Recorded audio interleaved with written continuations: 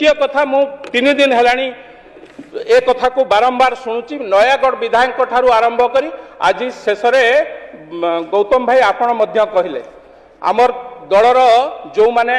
आमे आज एठी विधायक होइछु एठी जो माने बसिचंती विधायक होइचंती मंत्री होइचंती मुख्यमंत्री मध्य होइचंती आम दल रे कर्मी न थांती आम दल रे जे काम करे तांकु कार्यकर्ता कुआ जाय एवं सेमाने होउचंती हमर भगवान सदृश ए कथा को स्पष्ट भावे कहि रखिबा चाहे आपण कर्मी कहउतिबे नयागढ़ विधायक को खाली जदी थांते आज तांकु मने पकई देतांती कोन कहउतिले पानखिया छेचला पाटिया कर्मी आज्ञा कर्मी किए जी नेता कर्मी संगे 2 दिन तले प्रधानमंत्री आसी साधारण कर्मी संगे साधारण कार्यकर्ता संगे किभली वार्तालाप करा जाए किभली